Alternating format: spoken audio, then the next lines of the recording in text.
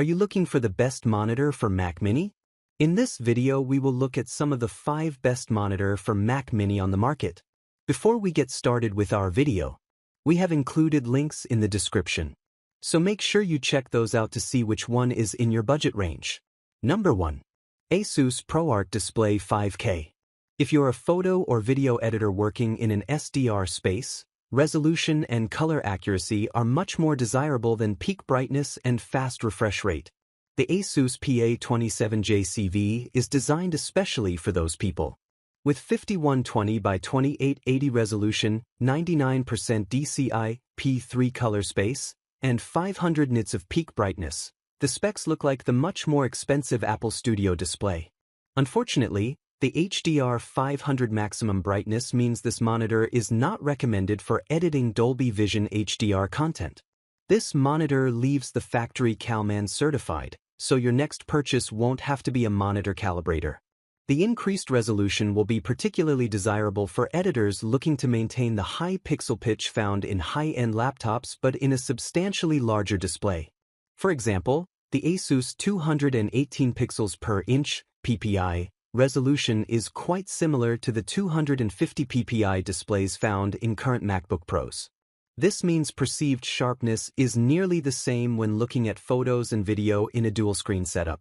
Color out of the box has been pleasing and accurate, perfect for grading videos that will be played back on a wide variety of screen types. Number 2. Samsung ViewFinity S8. Samsung's ViewFinity S8 is one of several Samsung options that will appeal to the budget-conscious Mac Mini or Mac Studio owner. The 32-inch version is regularly available for $350, a significant savings over Apple's first-party options. Those savings don't come without a trade-off, however.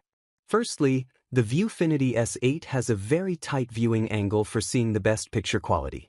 Even at just slight off angles, the contrast falls off precipitously, meaning the S8 isn't my favorite if it is going to be used in a multi-display setup since it's sometimes tricky to get monitors to face you directly when they're not right in front of you. It is, however, larger than the Studio display and the black bezels might appeal to you more than Apple's silver ones. It has separate controls, too, unlike the Studio display, but you can only access those by using the mediocre joystick located on the backside of the monitor right behind the Samsung logo. Once you juice the brightness to 100 and also kick on the contrast assist, the picture quality looks very nice. It has plenty of inputs, which is nice.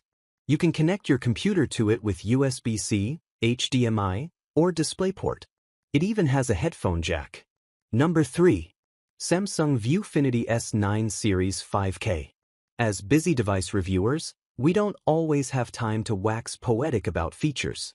We like to be concise and get right to the point.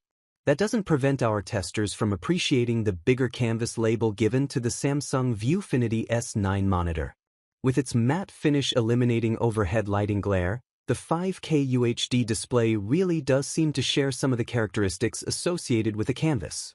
The DCI P3 99% wide color gamut and super bright 600 nit IPS panel completes the metaphor, creating a visual feast for professional photographers and video producers alike.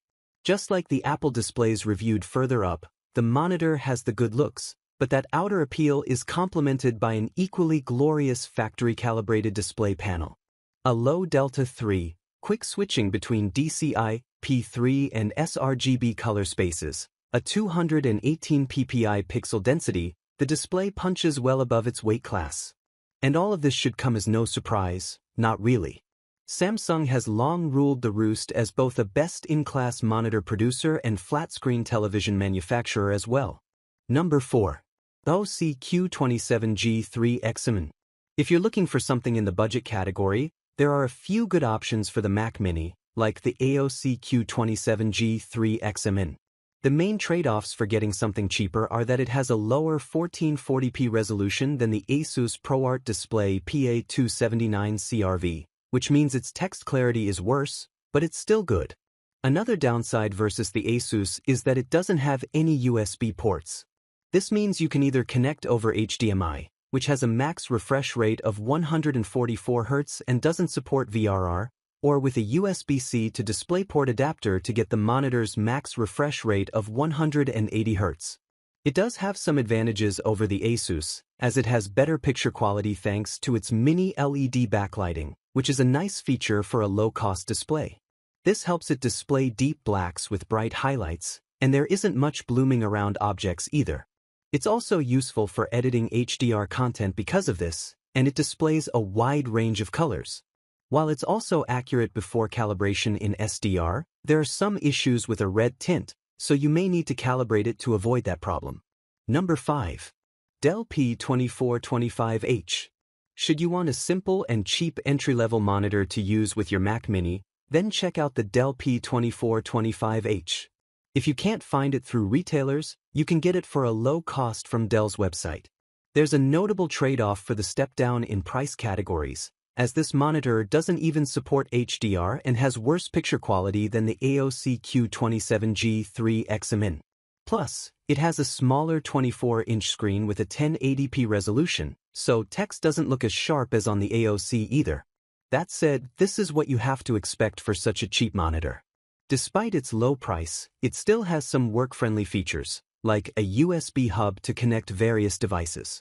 It has a USB-C port, but because it doesn't support DisplayPort Alt mode, it's meant for data transfer and not video transfer, and you'll need to connect to it via HDMI or with a USB-C to DisplayPort adapter.